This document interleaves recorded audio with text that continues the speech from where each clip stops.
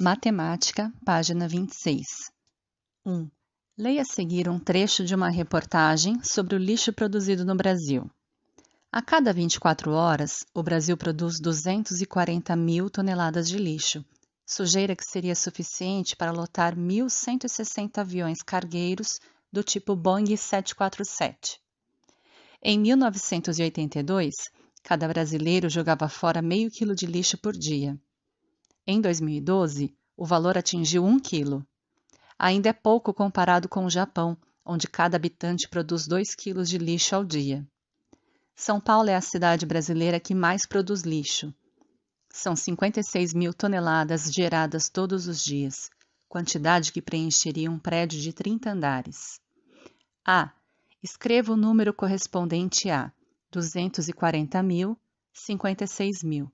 Então, nesse exercício, vocês vão escrever o número com todos os zeros que precisam.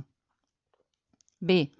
Qual é o valor posicional do algarismo 2 no número 240 mil? Então, não esqueçam que o 240 mil é o 240 com 3 zeros. Então, vocês vão verificar, o número 2 está em qual casa? Então, ele equivale a quantas unidades?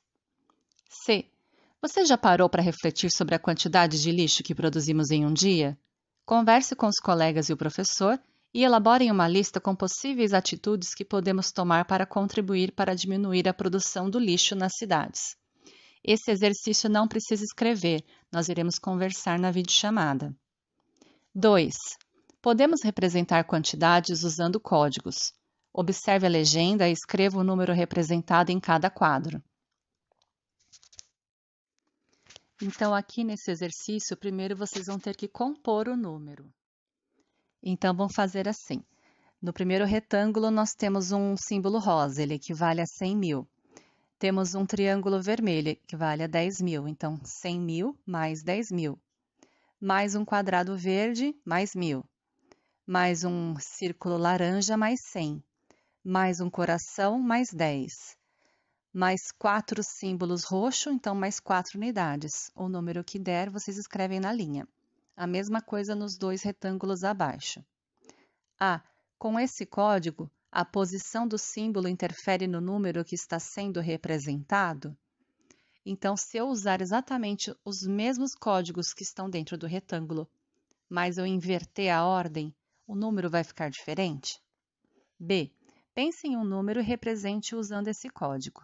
Então, aqui vocês que vão inventar o código de vocês. Página 27, exercício 3. Observe o exemplo e escreva o valor posicional dos algarismos destacados dos números a seguir. 402.325, 2 dezenas ou 20 unidades. Então, aqui ele está representando o valor do algarismo na casa da dezena e quanto que ele daria em unidades. O segundo número 2, 2 unidades de milhar ou 2.000 unidades. Vai fazer a mesma coisa na letra A e na letra B. Letra A, 810.258 e B, 362.614. 4. O Brasil é um país que recebe turistas do mundo todo e durante o ano inteiro. A tabela abaixo mostra quantos turistas chegaram ao Brasil por alguns estados em 2015. Observe-a e responda as questões. A. Que centena de milhares está mais próxima do número de turistas que chegaram ao Brasil pelo Paraná? Então, vocês vão ver se o número 758.973 está mais próximo de 700 mil ou de 800 mil. B. Qual é a ordem de grandeza do número de turistas que chegaram ao Brasil por Pernambuco? Pernambuco são 66.232. Então, vocês vão contar unidade, dezena, centena, unidade de milhar, dezena de milhar, centena de milhar. Vão parar na casinha que representa o número de algarismos de Pernambuco e vão escrever a casa na letra B. C. Escreva os números da tabela em ordem decrescente, então do maior para o maior.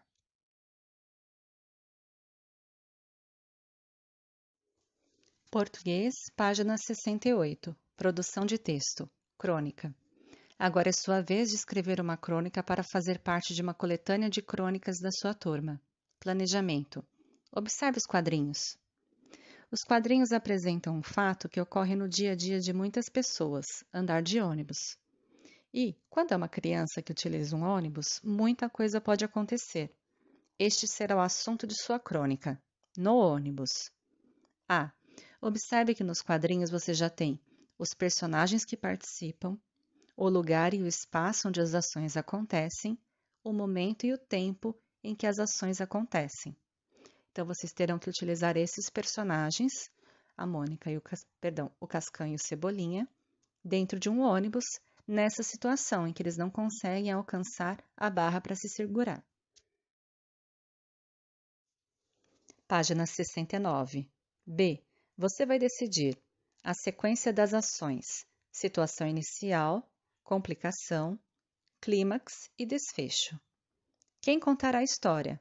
Um narrador que não participa dela ou um narrador que também é personagem? O título de sua crônica. Escrita. Em uma folha avulsa, registre a história imaginada. Pode ser no caderno. Defina qual será a intenção de sua história. Emocionar, fazer rir, pensar, etc. 3. Escolha a linguagem a ser empregada pelo narrador e pelos personagens. Então, será uma linguagem jovem, uma linguagem não formal, com gírias, ou uma linguagem mais formal. Revisão e reescrita. Releia seu texto em voz alta para perceber o que ainda pode melhorar. Avalie se o efeito produzido por ele está de acordo com a sua intenção, ou seja, se você tinha a intenção de fazer as pessoas rirem, veja se realmente essa história é engraçada. Decida se haverá falas de personagens registradas com o uso de aspas ou de travessão. 2. Reescreva a crônica com as mudanças necessárias. Edição e divulgação, antologia de crônicas. Você e os colegas vão editar as crônicas para reunir todas em uma antologia. Para isso, A. Ilustrem os textos. B. Providenciem cópias dos textos produzidos e decidam como adaptá-los ao tamanho do caderno que vai servir de suporte para eles. É possível reuni-los também em uma pasta. C. Se houver condições, utilize um computador para digitar as crônicas e uma impressora para imprimi-las. É possível explorar diversos recursos, tipos de letra, distribuição na página, inserção de imagem, etc. D. Pense em como organizar as crônicas para elaborar um sumário.